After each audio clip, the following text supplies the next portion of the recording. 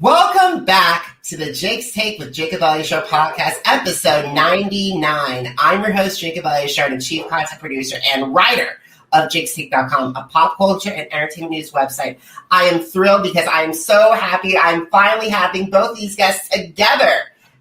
First of all, one of the Jake's Take all-time favorite, one of Jake's Take's all-time favorite guests, Nicole Anthony, two-time Big Brother Houseguest, co-host of Hello Friends podcast, and this time she brought Eric Curto, the host, producer, and creator of Your Reality Recaps and the co-host of Hello Friends podcast. Hello, Yay. I love that intro. Yes. Hello. What a good intro. I'm not used to being introed. I know.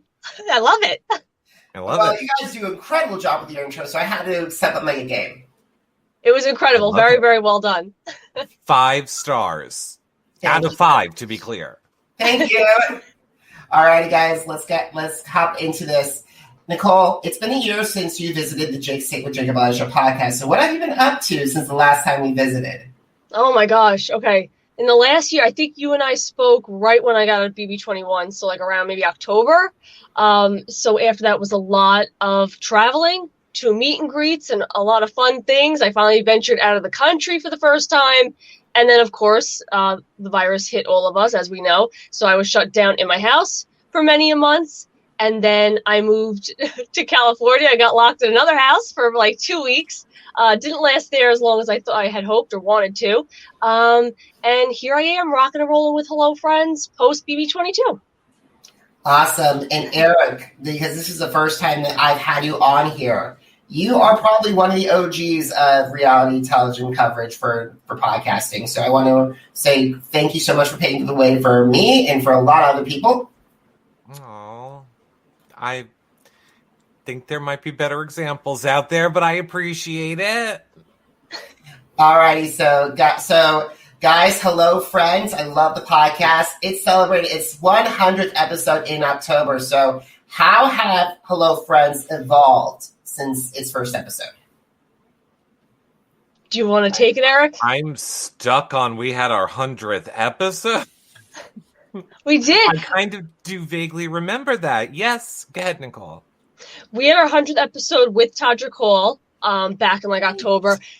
And the whole reason why like Eric's saying that is because that was such a whirlwind of Big Brother ending. I came home, but the season was still happening. But the year before I left postseason. So why is the season still happening? Wait, we're doing our thing back at home. So there was just a lot going on. And I think the evolution of Hello Friends is something that even Eric and I are like, happy to see and surprised about because we're always evolving, even if it's like in little ways, like we're trying to always like one up ourselves, if that makes sense, in regard to like the quality of the shows and the guests that we get and the kind of questions we ask and the activities that we do. So it's gone from, a quarantine project, if you will, of just me and Eric, talking about what we were up to in COVID times. And it quickly evolved into, hey, let's have guests on, to, hey, let's reach out to some really big names. And it's grown from there. Yeah, I mean, I agree. I honestly can't believe our 100th episode was in October. Mm-hmm. Because I left the Big Brother house so early. 200th episode this month, then, clearly. We're on like 150. I'm not even kidding. Yeah, wow. I do remember that Todrick Hall. Well, now I feel like we should give like tea on the episode. What's something we wouldn't say on our episode? Oh man. I feel like Todrick had a crush on me. I'm just gonna say it. He invited me to his house to look at Broadway costumes. I don't know what that means. I have to stop getting this desk. Oh my god! I can't believe this is a Jake's Take exclusive. I was gonna write it in the document, like, hey, like, should we tell him that, like, we think that, Todrick was perhaps flirting with you, and, you should come over, Eric, and then Eric at one point had said, me and my hubs, and then it kind of stopped. Yeah. So, Todrick, if you're out there, I don't know if I wasn't clear. I am willing to come over. Stay with me. Yeah. Todrick, if he has friends who are willing to be with me, yes, I'll come over as well. I mean, I want to just visit Todrick and visit Todrick, you know. I just want to make TikToks with Todrick. Oh, yeah. True. And that's not code. I mean literally TikToks. Okay. I don't know how to do TikTok, so I would love to have all three of you be my mentor, my mentors about that. Go ahead, Nicole. I was gonna say it's a lot easier than you think. I think when you see people do it, it's like, what is this dance? What are they doing? What's happening? But then when you see like the breakdown videos, it might take some time, but eventually you get it, you know?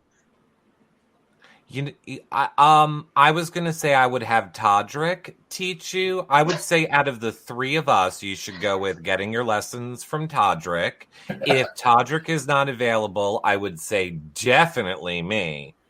I would say as a last resort, there's literally no other options, and I literally mean not even someone walking in front of your house or someone you talk to at the grocery store.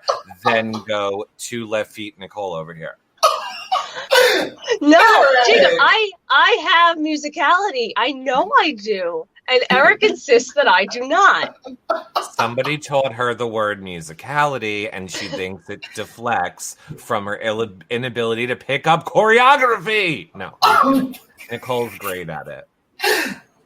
All right. She picks all the songs we do. She picks all the songs that we do. She will just drop it in front of me and say, this is what we have to do.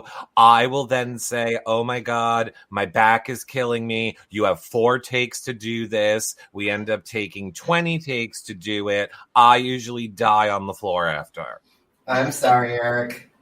Mm-hmm. That's how it goes. All right, Nicole, before we get any farther, we got to talk about Big Brother 22 because I got to commend both of you on the way you prepared yourselves for Nicole being in sequester. I got to say, Eric, kudos, and I commend you for being able to do all of that and doing all that. So please, I would love to talk to you guys about about that preparation you guys undertook. Sorry, did you see the PTSD just kick in on my face? No. I just went, How did we prepare, Nicole? Yes. Lots of calendars and Yes. flow charts and diagrams. And I know people think that that was a joke, but nope. I mean, I go ahead, Nicole. You are so much better at the details than me. We had a calendar that took us a while to, like, we were trying lists, we were trying just bulleting it on our phones, talking it out, and then finally we're like, we need a calendar to map it, because at the time we obviously had the podcast 5 mornings a week, and then we also were covering the challenge every Thursday, and the way going into obviously exactly, I had my show Tea Time, and the way it works going into a new season, obviously they don't want you just peace outing and disappearing because then everybody's going to know where you are. So it was a matter of thinking 6 weeks ahead and saying, okay, we need to bank 6 times 5, so 30 podcasts. We need to bank like 4 tea times. We need to pray to the heavenly gods that I am home for the live finale of the challenge. And I think that was the most challenging, pun intended, part of it was the challenge was live. We covered that show live. So luckily the finale was like the week or so before I was supposed to leave. But it was a lot of banking and getting stuff done early and recording podcasts, pretending it was end of July, early August, when really it was end of June, early July. And I like you just said, Jacob, I have to give major props to Eric because we recorded it all together, but then I left. So it was like, here's this pile of 50 shows and Instagram stories and tweets and TikToks because you got to pretend to be me and you got to make it look like I'm home. And then obviously we're disconnected. So it's like, here's everything. Good luck. You don't have me to at least help you out somewhat. So I give him a lot of credit as well for holding down the fort. I gotta give you this. I thank you. I mean, look, I will say this. A perfect example is I love how Nicole just glossed over it as one sentence. And I think it's the part it's the part that I think nobody will understand of how she said, and then I was just home for the finale.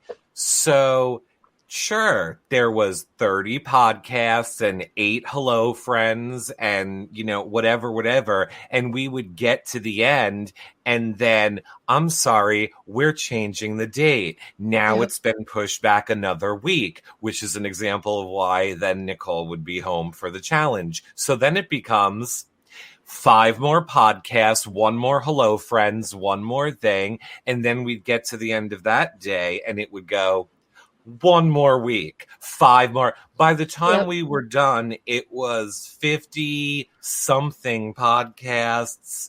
I think there was like 10 other shows. Yep. And honestly, I don't even think that was the hardest part. I think the hardest part was that social media had to be maintained. So we had to be like, we have to go here and take this picture and film this thing doing this, but make sure we're not in this outfit. So when I tell you like every detail of like this social media post and that social media post and like everything was mapped out. And you know what my overall feelings of it are? We didn't need to do any of it. Boop. I don't think they would have cared. I think we were just so ambitious that we're like, we're gonna be the best at this. We're gonna be the best people anyone ever has done. And Nicole doesn't know things that happened when she was in sequester. We're jumping through flaming fires for 3 months, and God love her, Christmas's PR team is sending out public releases to everyone week 1 of sequester, like Christmas is in sequester. So, I mean, did it matter? I don't think it did. I don't think it did, but I think me being me and my luck and my nature, if we didn't do those things, it would have been, Nicole, you exposed everything, now you can't be on the show. And speaking of the stuff we had prepared, like I had like Insta stories that I would film, like me and my mom walking, and I would save it and be like, Eric, this is for Friday, July, whatever. You need to pretend I'm out walking with my mom. And it's very like manipulative. It's very, you're already playing Big Brother because you're kind of like, all right, how do I convince people that I'm home? And I don't know if we've ever actually said that blatantly and publicly, but, and I think it's like known but not known that the season kept on getting delayed. So like there was a time I was supposed to leave and then it was, never mind, your flight's going to be a week later. Then it was like, never mind, it's going to be a week later again. So every time, like Eric said, we thought we had everything banked, it would shift and we'd have to air 5 and record 5. So it just kept on doing that until finally I left, and the rest is whatever it was. The rest is history, my friend. The rest is history. And I'll say, for me, speaking on behalf of me and just what I was doing, every time around that time when a time would change and things would shift in my personal life for no reason connected to Big Brother, it always seemed like, there was some big event I had to do, like take 1,000 photos of my mom or, film myself driving in a car down a highway singing a song. It's like, oh, I'll just add that to my life. I'm not busy trying to record my podcast or da-da-da-da-da. And then, none of that was ever used. I'm sorry. Nope. You take so many photos and so many. But I feel like I could talk about this forever because I think there's so many parts of it. I will just say the one thing that I always want to say whenever we talk about this time is, that being said, after covering Big Brother for 10 years, that time, as chaotic as it was probably the most fun time I have ever had during any Big Brother season. It is probably the most memorable. I think that whole time period I will frame as a time I will probably remember until the day I die. It was just, if you love Big Brother and you love the show, obviously it was like a behind the scenes look for someone like me that will never get to be or will never do that show, not get to be. I'm not stupid. But I will never do that show. But it was basically like I did it. I, went through that whole process with Nicole. I understand now what it means to be on Big Brother. I mean, the process to get to sequester is the part that now I don't think any fan gets it. They hear like, oh, I sent you my video and it's great and I'm done. It's a nightmare. But alrighty, guys. I gotta say kudos to that. And I think that either you, Dom, Angela would have all fought, or all would have all been the honor, or Swaggy would all have been the honorary fought for that 17th house guest, because you guys were mentioned so many times. Absolutely. I think Eric, aka co-host, takes the cake as the 17th house guest. Sure. Yes, I agree. I did that first week feel like the 17th house guest. That was a crazy time. Yes. Oh, I forgot Victor. I forgot to lump Victor in that group. I apologize, Victor, if you're listening to this. And congratulations to both of them. Yes. I know, baby. That's a baby. Oh, yeah, congratulations to both of them. We wish you nothing but the best. Seriously. It was very hard to be somebody, who wasn't a huge Nicole Frenzel fan going into the season. And then, or I take that back. I should say, was not a huge Nicole Frenzel fan, perhaps her season. And then in the past, years and friendship with Nicole made me see these players, this game, everything so differently. And I think I forgot how I have come off or how I have said things about players in the past. So, to me, to watch that whole Eric's the 17th house guest because of, oh, I don't like him and I'm not doing his show was very much like, oh, right, there is that thing that was, a thing in the past. And I think for me, it was so funny to watch people who always expected me to be like, destroy her, destroy Nicole, obviously Nicole, so many people just wanted me to. And I was just like, that's not what I'm about anymore. I've realized. So there's so many positives to the Big Brother experience, I guess, is my point. It has taught me to be a better person. It has taught me to understand these players. It has taught me to just give people a break. Mm-hmm. I have to agree with you on that, and I'm proud of you for the way that you handled everything inside that house. I'm proud of you for going back 14 days in that house, Nicole. I wish it was, I think all three of us and everyone that's listening to the podcast, I wish it was longer. But however, this season was personal for me. It was way too personal because I knew you, I defend all my guests, and I did stuff that I was very opposite of me. And I take responsibility for that, and we all have to move on from this. Absolutely. And I think that's a perfect example of you guys being out of the house and maybe sometimes doing things that are out of character because a loved one is in the house or whatever it may be. That's all the more reason to give the people in that house a break. Because if you're feeling the strain out here because, it's a significant other or a friend, could imagine being in that house and now you're separated from your support system. You have no idea what's going on. You're paranoid, you're stressed, you're starving. That's why people act so erratically. And yes, it might be one component of their personality, but it's not them. And that's why I always say, with the house guests, when they get out, treat them like human beings, hear them out, talk to them on a real world level, because the Big Brother house is not a real world scenario. It's a petri dish and a pressure cooker, and it messes with you. I agree. And I got to say, you guys, you really handled all what that toxicity, that fandom was really made me upset. I'm being open. This season was so tough for me to watch as a fan and to commentate. I even walked out of Big Brother for a while because of all this. And I'm even that at the same time, I'm now at a place where I'm like, I'm ready to keep my eyes on the prize, especially with all these new players. And speaking of new players, we got some breaking news earlier last week about Robin Cass. Yes.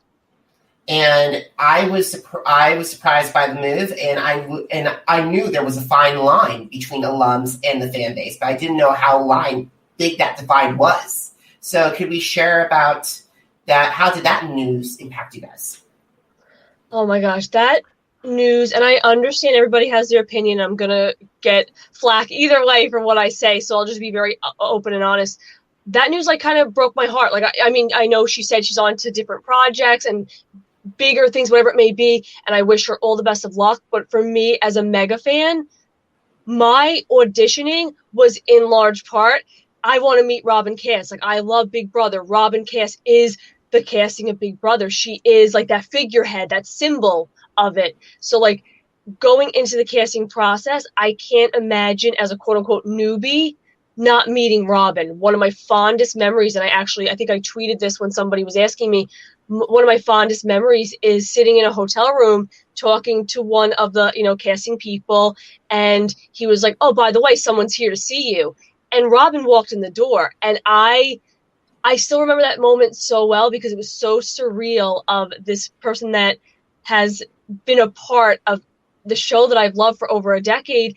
I'm meeting her and I know her, and she's the one that announces castings open, and she's the one that says finalists have all been contacted. And it was a very surreal moment. And she's somebody who, was with me the morning I moved into BB21. She goes around to each room and meets you, talks to you one more time before you move in. And she's there at finale. And even this season, coming off the season and getting a lot of toxicity and a lot of death threats and a lot of horrible things, she would reach out once a week and check on me and talk to me and give me motivational words. So I think it's just a great loss. If I was a newbie auditioning for the show this season, I'd darn it, I don't get to meet Robin. And that's something that I don't know, it would be very tough for me a tough pill to swallow.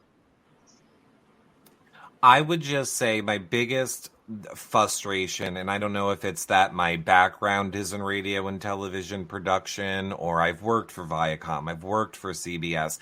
My biggest frustration is people who put the blame on Robin because they don't like the cast, while at the same exact time being and Big Brother Canada's amazing, because they don't understand that Robin doesn't cast the show, that there are executives and the network, and Robin has a job to fulfill. She gets a list of people that she has to present to Allison, I'm assuming, and, Rich, and then they pick the final people. To be mad at Robin for the way the cast turned out is like getting mad at your mailman because you got a bill in the mail. It doesn't make any sense, and it drives me up, and I'm just I don't get it. Yeah.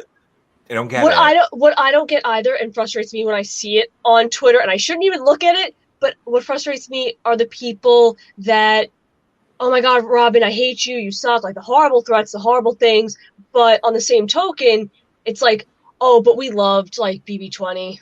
BB20, they should go back to the BB20, BB16, that was a good, and it's it's the same dynamic. You can't be mad because certain group dynamics didn't work out. They can't predict the future. They might know, wow, this jock and this quirky girl and this older man, they are great people, but they don't know how they're going to interact. No amount of testing or interviewing is going to show you how two people during a wall comp are going to treat each other. So I think people put too much emphasis on scapegoating one person as opposed to saying, this is the dynamic. It's just the way it happens sometimes when you put people together in a house. Sometimes they mesh well and sometimes they do not.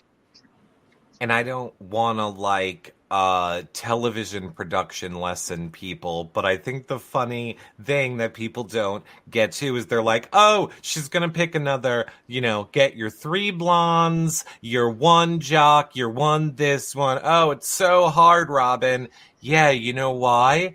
Because Johnson & Johnson wants to make sure that if they're selling their ads to your network, that you have the family dynamic. They have to make sure that if they're putting a football sporting ad on your network that they're going to give you money for, that there's the cheerleader type and the jock type.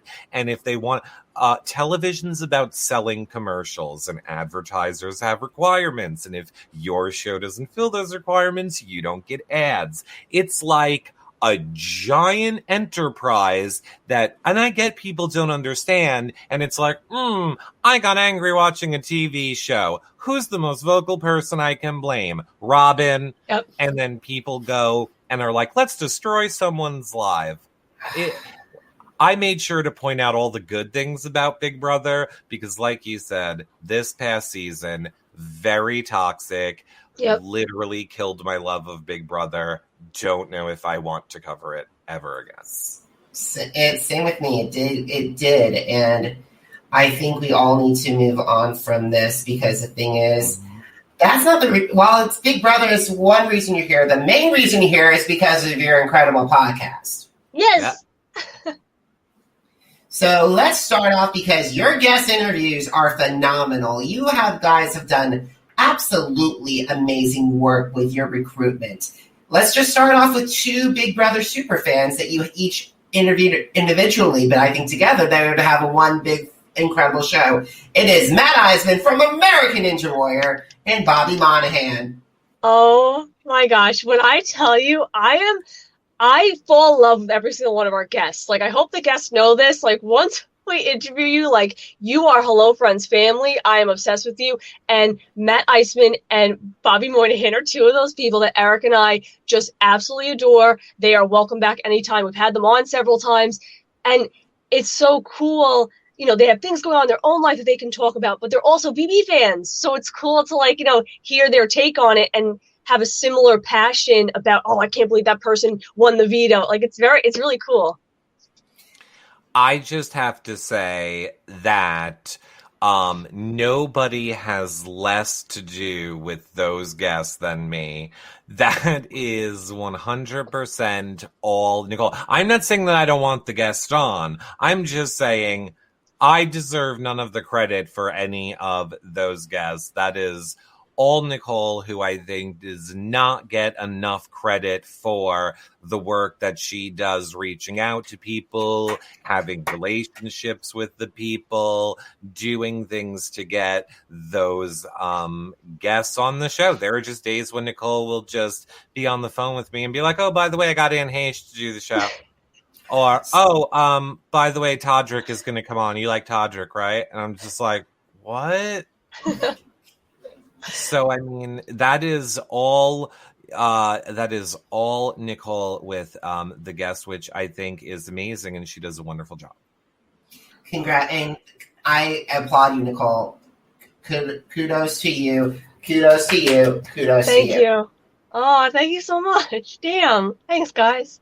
We got to talk about Anne Heche and Heather Duffy Bolson, because that was one of the most powerful conversations you guys have done. It was amazing to hear. What was going through your mind when Anne was recapping her story? Oh my gosh. Anne is somebody who's obviously very unfiltered and very expressive. And I think what's interesting when you're doing an interview is you get different types. So Eric and I will sometimes get somebody who will be like, oh, you had this really rough upbringing and you had to trek 80 miles to get to school. And then the person will be like, yeah. And then you have people like Anne Heche who have so much they want to share and they're expressing it. And I think in that time, like Eric and I were just like, I think amazed to have her on the show, amazed to have her friend with her. So this way it was like that double duo dynamic. And I don't know, I think a lot of it, I was just very, I don't want to say starstruck. I think it was more so like, wow, she is somebody who has been in Hollywood and been like, I think, oh, I was down and out after BB22, but no, she was like legit on such a big scale, like down and out, blacklisted, all these horrible things, and did rise from the ashes. So hearing a story like that to such a high caliber, it's like, oh damn, I don't know. I was amazed by her. I agree. I mean, I felt it was very intense. Yes. However, I was very, I don't think I've ever, I think my 3 overall feelings are, A, I was amazed how down to earth and just, normal she was, but also a very intense version of down to earth and normal, if that makes sense. Like, I think a lot of people say to me, like, you're so lucky you hang out with, like, not hang out with, but you know what I mean. Talk to the reality stars and blah, blah, blah. And it never phases me when they're on the show. But then when it is an Anne Heche or a Matt Iceman or a Bobby Moynihan or an Omarosa, I think that's when I get the feeling that other people have when they're like, oh, you had so-and-so from Big Brother. So when there's an Anne Heche and it's just like, oh, you're just like us. You're coming to us. Your friend's there. This is your kitchen. You're running to the bathroom to re-put on your makeup. It's just very much like, oh, we are literally just all the same. We are just all people trying to do shows, running around with the same problems. So it was that is what I think was interesting about the Anne Heche show, it was the first time I went, oh, we're all the same. I gotta talk to you guys about Omarosa because that was one of my favorite episodes. She is one amazing woman that I would love to have on my podcast one of these days, but she is incredible. She's one incredible dynamo. Oh my gosh, I love her. Omarosa is, again, just down to earth, real. I don't want to use the word motherly because I feel like that like comes out like rude, but just, I'll give an example. When I got out of the BB22 house, and obviously I was kind of going through it, Omarosa called me. Like, literally called my cell phone. Like, I looked down, it's like Omarosa, and just gave me a pep talk and gave me a, you know your truth, and those who love you know your truth. Like, you need to express that truth, and those that care to listen or care to hear it, awesome. And those who don't, who cares? Let them leave. Tell them to unfollow you. And if they're really horrible, block them. And she just gave me this pep talk. And again, here I am being like, oh, I'm down and out from a reality show, to hear somebody who has been on reality TV, but also been in politics and knows what it's like to be on the downside of things, to hear her be like, no, you're fine, you'll get through this. It's like, yeah, Omarosa, I will. I don't know that I shared this on our show, and I don't think that she will be mad. My favorite Omarosa story is on premiere day. I started getting text messages, and it started with like, OMG, but like it kept coming through, and I'm like watching the premiere, and this is, to make it about me, my moment. I know my stage is coming up, so can we all relax here? And of course, a ton of people were messaging me, and then I was getting like a message on like the other number, and I'm like, I don't understand who this person is. And I literally was picking up the phone to block, and then the one came through and was like, by the way, it's Omarosa. And I was just like, how is this my life? Then the phone rings, and it like pops up, and I'm live, and I'm literally like this live. Oh, Omarosa's calling me. Not block. I was like, decline. And then I'm like, I just declined a call from Omarosa. How is this my life of like what is happening right now? But same exact thing of what Nicole said. She was somebody who during the season called me like that first day, then I think the second week when it was clear about Nicole's fate, and she was just like, but how are you doing?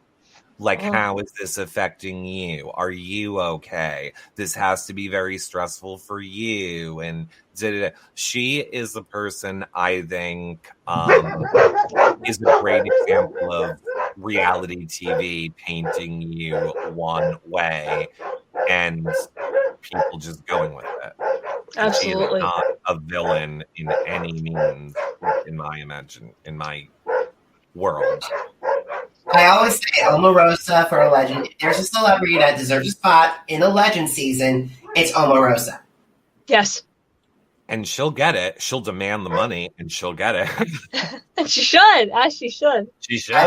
I still want to see Dr. Will and Dan versus Omarosa and Danielle Reyes. Oh my gosh. I would like to see them as well. I think a large part of why I'd like to see that group of people as well is because, and I feel like, I don't mean this to come out rude, is because they're older. Does that make sense? Like, I almost wish Nicole returning to the show was in her 30s or even in her 40s. I think for me, I went on BB21 very young, and to go back not even a year later, I've said this recently, I realize how young I am. Like, I don't have my shizit together, and I think people from earlier seasons more so do, and they know who they are, and they know how they play, and they know how to stand their ground. And I think it'd be interesting to see more of those people because they wouldn't, I don't know, take each other's bull. You know what I mean? Oh yeah. And speaking of someone that's been there, Julie Chen Moonves. Julie Chen Moonves is one of our favorite shows. And I think I could speak for both of us, Eric, correct me if I'm wrong, not just one of our favorite shows because of the show. One of our favorite shows because of the pre and the post. Julie is someone who wasn't like, oh yeah, I'll come on. Okay, the show's over. Bye. She was so, what do you need me to do? I want to do giveaways. I'm going to do a giveaway on each platform. And we were like, oh my God, absolutely. Let's do 5 book giveaways. You know what? This person has several people in their life. I want to do extra giveaways.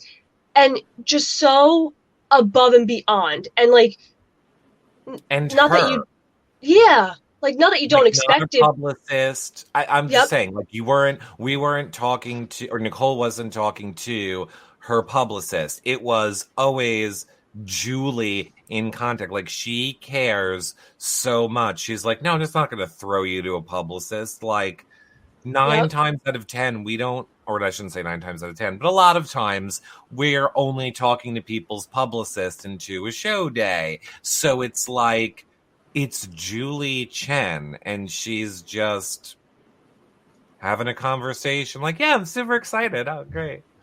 It's yeah. It's very and weird.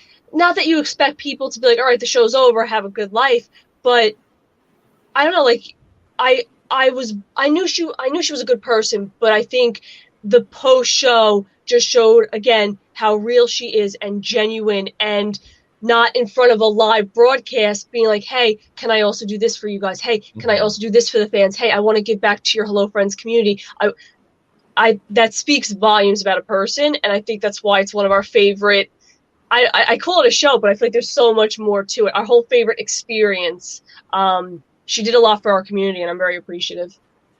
Because a lot of people will say, I'm not going to call anybody out, but there are a lot of times when we have had people on the show, and during the show, live on air, they will say, we're going to do this and that and the other thing. We're going to send you props from the Big Brother house, Bobby Moynihan. And then they never do.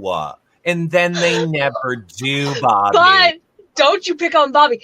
You understand as well, and I get this. People get busy. I said, when I arrive at hell, every brick is going to be a good intention that I have to walk over, because I so many times say oh yeah, and then I forget. So I understand people have other things going on, and it's easy when you're in the moment to be like, oh yeah, I can send that, and then you disconnect and you go, oh, I have to go film that show and take care of my dog, and my wife needs help, and oh no, you know what I mean? Yeah. I don't know what you mean. I never understand the you walking over brick to hell analogy. If it's hell, why do you want to walk over the bricks? Why are you in a rush to get to hell? Sit your ass down. I want the big brick wall between me and hell. It seems very more comfortable on the other side of the bricks. they say the road to hell is paved with good intentions. And I have so many good intentions that a lot of the times I forget or they fall through. So when I arrive at hell, it's going to be a long pathway of all my intentions. Yeah, just stay at the end of the pathway. Don't go to hell. Stay at the end. That's great. I want a big distance. Okay, guys, we got to get, because this is the last important part of your guest, is the Big Brother community. And I got to say, of all your episodes of the community, the ones that stood out to me was Danny Briones coming on the podcast, especially after it was aired. Yes. And then also talking with Ian, who rarely does it, and especially Tyler too. So to have those, what did having those three people, and also I got to give a shout out to David and to Kevin as well, and to Kaser. Yes. Because they did phenomenal with you guys. So what did it mean to you to have those 6 people on the Big Brother, on your podcast? Oh my God, like, to me, they're family, and I put everybody in that category. I put Memphis and Christmas in that category as well. And so, like, they're family. I've shared this for over a year. My BB21 family, through the good, the bad, the ugly, the dysfunctional. I love all 15 of those people. I will take a bullet for all 15 of those people. And yeah, I didn't last as long in All Stars, but I still view it that way. So to me, yes, like I go, oh my God, I love those shows. But to me, it's not like an interview. To me, it's not, oh my God, we got this person. To me, it's like, yay, I'm seeing my family member and I can't wait to have them join. So people that don't typically do interviews like a Danny or a Tyler or an Ian, I think I'm just thankful that they also view me as a family member, and obviously Eric as well as the 17th house guest. Like it's family, and it's, I will do their show because they're positive and fun loving, and they're not going to corner me. They're not going to berate me. And yeah, we check people on certain things here and there, and we call them out about how the fandom feels about things, but we don't corner people. We give people the ability to explain themselves and to talk and to move forward. We're not a gotcha show. And that's something that I know we're both very, very proud of. I will, to make it even quicker, say Danny is a dream come true. I forget who the other person that you said was. However, I agree with Nicole's sentiment. If there's one thing that I will ever say that holds true, and I never ever learn my lesson, the people I am not a fan of on the season, the people I don't think I am going to like at all, have never fails every single time, are the most caring, most respectful, most fun shows that we have. I did not think I would enjoy a Memphis show. I did not think I would enjoy a Christmas show. They were 2 of the people that respected the time, were friendly, promoted it, and people would argue, well, of course they had to, they weren't liked. I don't think that is it at all, because there have been several other situations and other interviews where I feel we were in the exact same boat. And I think I'm always pleasantly surprised. And I take it back, while Nicole deserves credit for 99.99% of the people, because she got all to come on. I am taking credit for Tyler. That is my relationship with Tyler. Oh, why he what? Am I hearing this? Whoa. You're giving yourself double credit, because I was going to say Danny was all you as well. No, I think Danny would have never done our show if it wasn't for you being on the season with her, because I've tried to get Danny to do the show for years. Tyler does not do anybody's show. He only does our show, and before that, he only did my show. So I am saying that is my relationship with Tyler, which is carried over. I get credit for one, and I am taking Okay, I would love to talk with Danny and Tyler. It would be an honor to talk with both of them. So I would seriously would love to have them on. But let's get on to the dream guests, because we got to start wrapping things up. So who are your dream guests? So why would they be a great fit for the Hello Friends podcast? I'm just going to answer now, and then I'm going to give it to you, Nicole. Kathy Griffin, Rosie O'Donnell, those are my 2 dream guests. Nicole can explain why or use them in her answer. Go ahead. I know my goals are Kathy Griffin and Rosie, because more so of Eric. And of course, I would love to speak with them as well. Specifically for me, I don't know if I really have anybody. I'm one of those people, when people go, what's your favorite episode? I say the last one we did. I'm one of those people where I go, that was so great. That no episode can, top that. Public. But here's the thing. I'm so awkward that I don't know if I'd reach out to Tom Felton because I think I would implode. You know what I mean? So I know. I just think every person I'm talking to in that moment is the person that I'm like, oh my gosh, they're coming on the show. And I get so excited and they become like my world. So every new guest is the person that I'm like, oh, dream guest. But I guess if I had to give an answer, I guess the answer would be Tom Felton. But I just, I don't know. I think I would panic. You'll do fine. You will really do fine, Nicole. I think I'd pass out. She wants Tom Felton, whoever is alive from the Monkees. Mickey DeLenz, Mike Nesmith, Ryan Tedder would be amazing. Dierks Bentley would be amazing. Liam Payne. There's a lot. I have full faith in you guys of getting those guests. Oh, thank you, Jacob. I just want Kathy and Rosie because they have been my inspirations my whole life, from everything to advocacy for gay rights to blazing away in entertainment for women, for people that are different. I think they're just such inspirational, amazing, trailblazing women that are also have done it with humor. And, all of these sorts of things that, like, Kathy Griffin and My Life on the D List is literally the reason I do what I do. Rosie and her show growing up as a kid and shooting koosh balls was like a safe place that I felt I could be in this world where I was being attacked for being gay. Like, those two people shaped so much of my life that I don't know how I would ever react if we ever were in a situation where they talk. Okay, Rosie follows me. I remember. I do have somebody too, Tyra Banks. Oh, that's a great one, especially that you got Caitlin. I think Tyra Banks. She's another one. I think I'd implode. But guys, just like change the world, blaze a path forward for women. Right. But Nicole just went, Tyra Banks. No, because I realized I was listing a lot of like my band crushes and male actor crushes, and I was like, well, I said no female, but like Catherine Zeta-Jones, that's like but like I'm obsessed with her. But yeah, like Tyra Banks, oh my gosh, like whoo. Yeah. Alrighty, guys. I just want to let you know. Why can my guests? Why can my audience? Why can my audience head over, check out Hello Friends Podcast? Oh man, your guests and your audience and yourself and everybody listening should head over to Hello Friends Podcast because it is a real, genuine, fun-loving time. Like I just said earlier, we're not gotcha in the sense of mean. Yes, we talk about very real things. We laugh with people, but we also get serious. We've cried with people, but it's just real. It's authentic. None of us, Eric and I, we don't put on a show in the sense of like a front.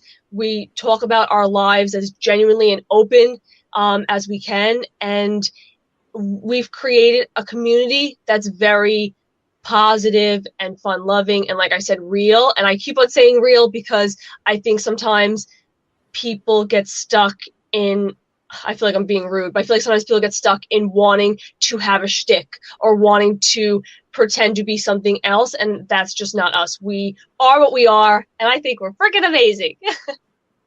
I agree. HelloFriendsPod.com.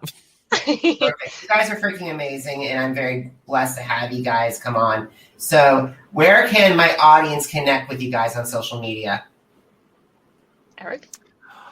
I find, honestly, the best way, if anyone wants to find any of our social medias, whether it's my personals, Nicole's personals, or the Hello Friends social medias, if you just go to HelloFriendsPod.com and then click on the Find Us Live page, we literally have everything broken down. You can literally just click on Nicole's Twitter, Eric's Instagram, Hello Friends, that like they're all there, one easy page. I think people that understand Linktree is what the kids use now. It's like our own Linktree.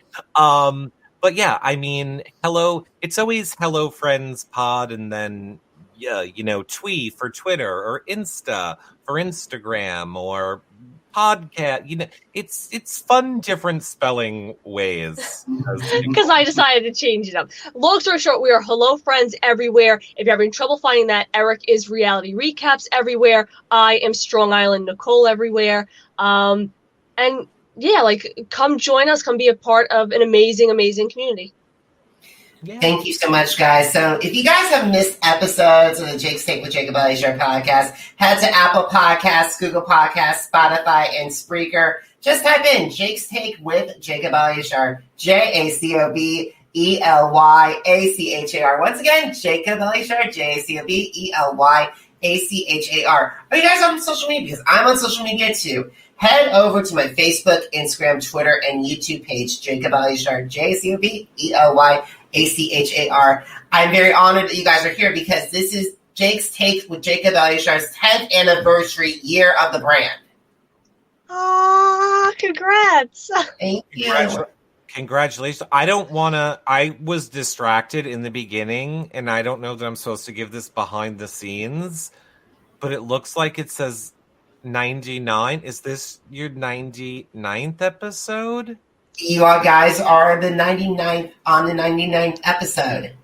Well, I'm happy to report that we're going to come back tomorrow so that we can be your 100th episode. I would love to guys have that, but however, someone already took that spot. Well, then our booker did badly, and they should have demanded us. No, I'm totally kidding. I'm excited for you. See, our 100th episode, your 100th episode. This is a 100th episode spectacular. Pre-show, warm up. Awesome. So, visit to watch my Nicole Anthony episode and both parts of it. It had to jakestake.com. Once again, jakestake.com. You'll also find my interviews with Paulie. Paul was here. I believe Dr. Michelle Ross, Rachel Riley, Dan Giesling. So a lot of Big Brother alum popped by jakestake.com. So, and I forgot our fellow podcaster, Jody Rollins of Big Time Small Talk. Yes. So you got to give her a big shout out as well. And also, Catherine Dunn. She would not be very happy with us if I did not mention that. And sing with Jesse Goddard, a.k.a. Mr. Spectacular. So all those interviews with those House Baby alums are on jakes-take.com. Oh, my God, guys. My first episode was in 2 parts. Eric, because I fucked up the technology. We're not recording because I fucked up the technology. So it's in 2 pieces. We're not recording? Oh, we are. This is still live, my friend. We're still. Oh my God! Yeah, I was like, "What do you mean we're not recording?" It literally says live. It's fine. People know I curse. You can use that. But it's in 2 parts because I forget what happened. But I think I went to put it in airplane mode again, and it turned off, or my Wi-Fi went out. I forget. But it was in 2 parts. I felt so bad. But hey, because I would have got it. And Nicole, just to let you know, your 2 parts are still the top 2 rated episodes of my podcast. Woo! Reigning champ. Really? Better than Mr. Spectacular? Jesse has not come on this podcast yet. Oh, I thought you just said that Mr. Spectacular did. All my interviews, I did an interview, written form interview. Oh, got you. Jody and Kat are the people that have been on this, and Dr. Michelle Ross Noonan were all the people that have been on the podcast. Gotcha. Okay, I want the tea. So you're telling me Nicole got higher ratings than Noonan? Mm-hmm. Higher than Dunn? Mm-hmm. Higher than other person you named? Rachel. Oh, I love Rachel. And congratulations on the Elyachar family on their 2nd kid. Yes. All the BB babies. I didn't have a baby, so we have another BB baby. It's going to be BB next generation battle. If it's going to be like BB 50, here goes BB 50. They're the offspring of the greatest players of all time. Wow. That would be good. My baby would kick some ass. Yes, it will. All right, you guys. Thank you. Nicole and Eric, thank you so much for coming on to the podcast together. We're very grateful to have you on. And we cannot wait to do this again. Yes, thank you so much for having us. I am never doing this again. This is the worst experience ever. Are we live? I was trying to think of a funny thing to say. You're so mean to me. I was trying to think of a funny thing to say and then be like, are we live? I had a wonderful time. Congratulations to you and all of your successes. 100th episode coming up. That is amazing. Thank you for having us. Thank you, Nicole, for being such a wonderful co-host. And thank you to everybody listening. I hope that... Or watching. Too much. Or watching. Listening or watching. I apologize for talking too much. Don't worry. Thank you guys so much for being here. Thank you so much for listening and for watching. Until next time, have a fantastic